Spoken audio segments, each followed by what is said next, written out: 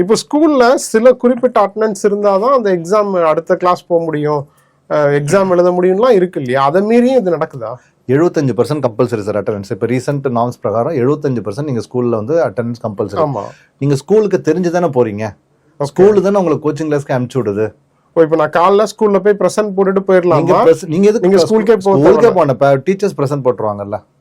Okay, நீங்க எதுக்கு ஸ்கூலுக்கு போறீங்க? டைரக்டா கோச்சிங் கிளாஸ் போனா நீங்க டைரக்டா கோச்சிங் கிளாஸ் தான் போவீங்க. இப்போ கூட இப்போ தமிழ்நாட்டுல இப்போ ரீசெண்டா ஒரு 2-3 இயர்ஸ் அது ரொம்ப வளர்ச்சி ஆயிட்டு இருக்குது.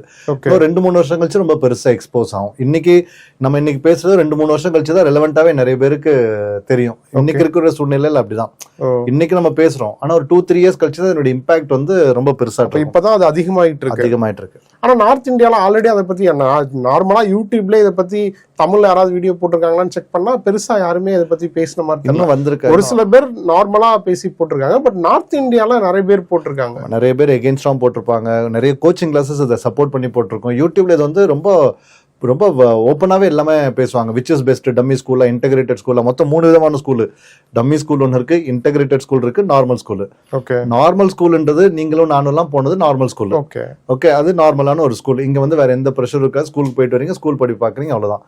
இன்டெகிரேட்டட்ன்றது என்னதுன்னு நினைக்க, அவங்க ஸ்கூல் உள்ளேயே என்ன பண்ணுவாங்க அப்படின்னா இது என்ட்ரன்ஸ் எக்ஸாமோட சிலபஸ் வந்து சொல்லி கொடுக்க ஆரம்பிச்சிருவாங்க. இது வந்து இன்டெகிரேட்டட் ப்ரோக்ராம். எக்ஸ்ட்ரா டியூஷன் மாதிரி வச்சு அந்த மாதிரி சொல்லி கொடுப்பாங்க. அப்படியே பண்ணுவாங்க. ஒரு சில காலையில வரைக்கும் ஸ்கூல் போர்ஷன், மத்தியானத்துக்கு மேல ஃபுல்லாவே வந்து இந்த போர்ஷன் பண்ணுவாங்க. ஆமா, இது வந்து இன்டெகிரேட்டட் ப்ரோக்ராம். நீ கோச்சிங் கிளாஸ்லாம் போவாத, நானே பாத்துக்கிறேன் அப்படின்ட்டு ஸ்கூல் பாத்துக்கிறோம்.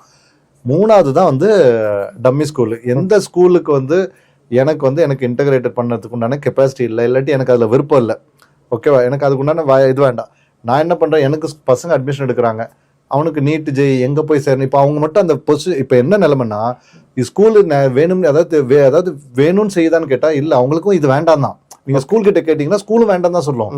ஆனா இன்னைக்கு வேற வழி கிடையாது.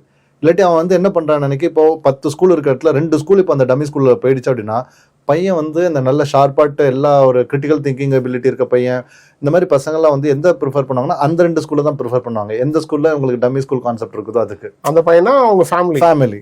சோ அதனால இவங்களுக்கு அட்மிஷன்ஸ் அடி வாங்குது. ஓகே, அதுக்கு பெட்டர் நம்ம என்ன பண்ணலாம், நிறைய பேர் வந்து அதை விட்டுறாங்க.